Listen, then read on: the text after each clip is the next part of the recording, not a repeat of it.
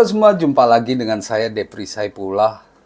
Saya akan kembali membahas Timnas Indonesia dan tentu fokusnya sekarang Piala AFF. Dan tema saya kali ini yaitu apakah Indonesia bisa juara Piala AFF 2024? Di Piala AFF sekarang, hampir seluruh negara Asia Tenggara, utamanya negara-negara besar, mengurangi pemain senior mereka. Mungkin ini efek dari keberhasilan Timnas Indonesia meregenerasi ya pemain. Saat ini pemain muda berkat Sintayong berhasil menjadi pilar di Timnas Indonesia. Bahkan Marcelino di usia 20 tahun sudah jadi pilar di Timnas Indonesia senior. Hal ini juga yang ditunjukkan oleh Thailand dan Vietnam, meski mereka belum radikal. Nah, kembali ke tema kita, apakah Indonesia bisa jadi juara Piala AFF 2024 sekarang?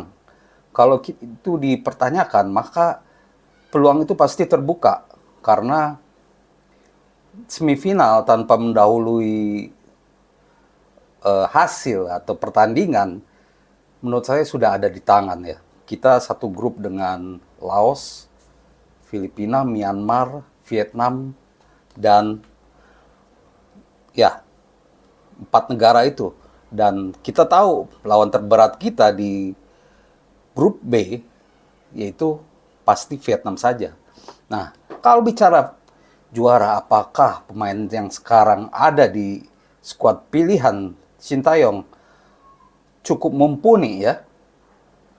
Update terbaru bahwa 2 pemain sudah dipulangkan oleh Sintayong karena cedera. Dia adalah Made Tito dan juga Zaki Ashraf, back dan tengah. Nah, yang terbaru juga yaitu soal kemungkinan tidak bisanya Ivar Jenner dan Justin Hubner gabung. Ini memang pro dan kontra. Menurut saya sih memang Sintayong seharusnya tidak memanggil 2 pemain ini. Levelnya sudah bukan lagi Piala AFF. Menurut saya Piala AFF memang sebaiknya diberikan kepada pemain-pemain muda ini. Nah, bagaimana prospek pemain muda yang ada sekarang? Menurut saya cukup cerah ya. Timnas Indonesia di Piala AFF ini merupakan gabungan antara Timnas U20 yang juara Piala AFF U19, ex U20, ex SEA Games, dan Timnas Senior. Nah, prospek kita cukup bagus karena di posisi kiper kita Ikram Al-Ghifari, pemain prospektif dari Timnas U19. Dia sudah menunjukkan kelasnya, dia posturnya cukup bagus. Ada Dapa Fasa, ada Erlangga juga, ada Cahya Supriyadi yang sudah cukup lama tenggelam ya, dipanggil lagi. Posisi back nama lama Marcelino, maksud saya Muhammad Ferrari, ada Pratama Arhan, ada Asnawi Mangku Alam, plus nama-nama baru,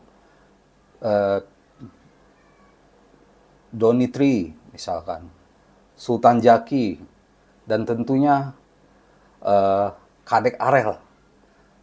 Cukup mumpuni. Di lini tengah juga kita punya pemain-pemain bagus, yaitu Arkan Fikri, Rivaldo Eneiro, Pak Pahan, lalu ada Vitor Detan, ada juga ya beberapa nama bagus lah. Ananda Raihan, Janadin Paris, yang sudah lama tenggelam dipanggil lagi. Depan Ronaldo Kuateh dipanggil lagi. Ada juga Rafael Struik dan juga Hoki Caraka, Arkan Kaka. Memang kalau dilihat dari skuad yang ada, kita dipenuhi oleh skuad hijau daun, pemain-pemain muda. Tapi menurut saya, ini pemain cukup berpengalaman dan pernah dilatih Sintayong, walaupun banyak yang lebih banyak dilatih oleh Indra Safri. Tapi rata-rata pemain-pemain ini sudah pernah merasakan sentuhan Sintayong. Jadi masalahnya sekarang yaitu bagaimana persiapan dimaksimalkan di Bali sampai tanggal 5 Desember sebelum berangkat ke Myanmar untuk laga pertama. Itu yang menjadi fokus utama Sintayong untuk meraih hasil terbaik di Piala AFF. Ya, saya bilang tadi semifinal sudah pasti di tangan. Nah, jadi tantangannya yaitu kembali lagi dari tahun ke tahun di setiap edisi Piala AFF. Masalahnya cuma Vietnam dan Thailand. Ya, terkadang Malaysia juga ada. Atau Myanmar membuat kejutan. Atau Singapura, tapi Singapura sudah tenggelam. Jadi Thailand dan Vietnam. Nah, kalau melihat kekuatan kedua tim ini, mereka masih diperkuat oleh pemain-pemain senior. Vietnam mengurangi 2 pemain senior mereka, Ke Ngoc Hai dan Do Hung Dung.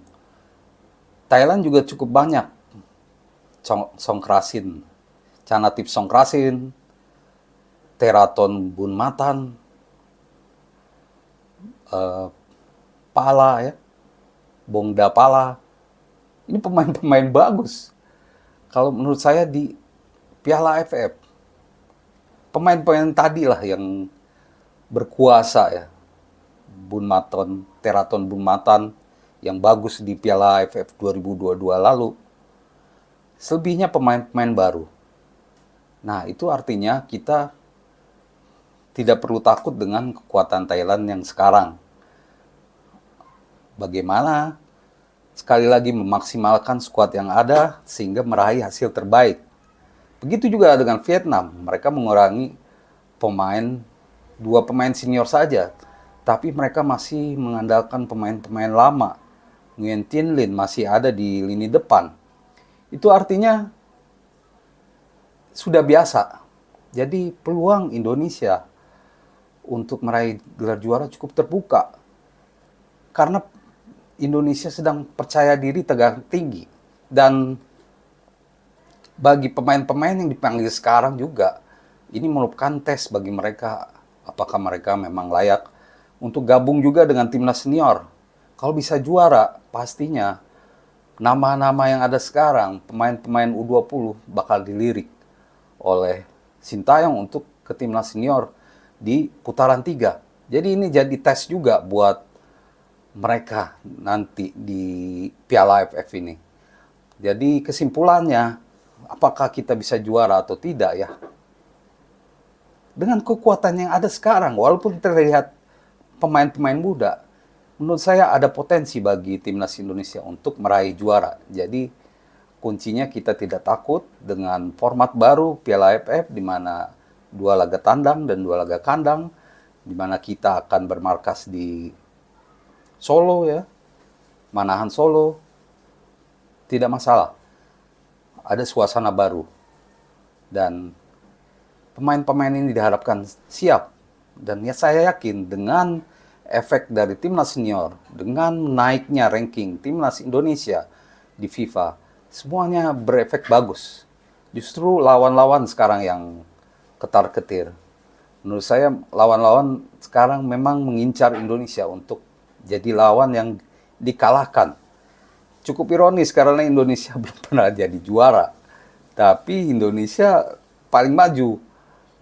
Karena sudah di putaran 3 meraih poin 6. Belum pernah negara Asia Tenggara bisa melakukannya.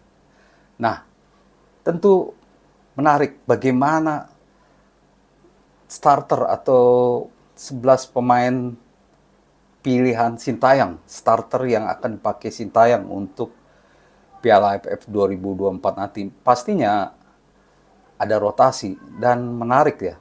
Kekuatannya menurut saya cukup merata. Karena pemain-pemainnya bagus-bagus semua menurut saya, walaupun muda ya. Rayhan Nahanan. Posisi kiper saya masih memilih Ikram Al-Ghifari ya. Dibanding yang lain, ini jam terbangnya cukup baik.